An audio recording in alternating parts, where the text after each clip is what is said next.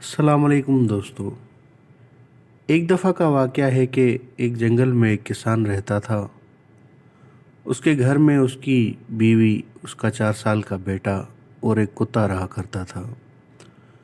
وہ اپنی زندگی بڑے ہی سکون سے گزار رہے تھے اور اپنے گزر سفر کے لیے زمین میں سبزیاں اگاتے تھے اور وہ اپنے گھر میں استعمال کر کے باقی جو بچ جاتی تھی وہ بیل گاڑی پہ لاد کے بازار میں بیچ آتا تھا۔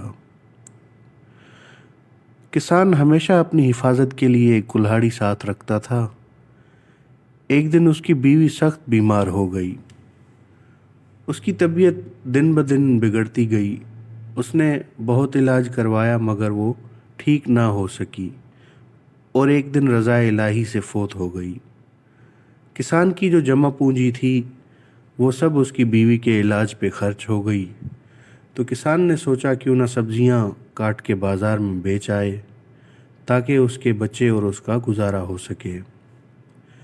بچے کو ماں کے غم میں بخار آیا ہوا تھا اور وہ بڑی مشکل سے سویا تھا۔ کسان نے جب سبزیاں کاٹ لی تو بچہ سو رہا تھا۔ اس نے سوچا کہ بچے کو آرام کرنے دے اور خود سبزیاں بازار میں بیچ کے آ جائے۔ کسان کو اپنے کتے کی عقل مندی پہ بھروسہ تھا، تو اس نے بچہ کتے کے بھروسے چھوڑا اور خود سبزیاں بیچنے کے لیے بازار روانہ ہو گیا۔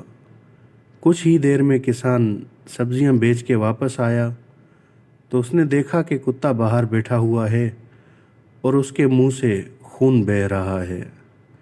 کسان نے سمجھا کہ شاید کتے نے اس کے بچے کو کھا لیا ہے اور اس نے غصے میں آ کے کتے کے اوپر کلہاڑی سے وار کرنا شروع کر دیے۔ جب کتا مر گیا تو کسان کا غصہ ٹھنڈا ہوا تو اسے اچانک خیال آیا کہ وہ اپنے بچے کو دیکھے تو صحیح کہ وہ کس حال میں ہے۔ جب وہ اندر جھوپڑی میں بھاگا تو اس نے دیکھا کہ بچہ صحیح سلامت بیٹھا ہوا ہے اور پوری جھوپڑی میں ہر طرف خون کے چھینٹے پڑے ہیں۔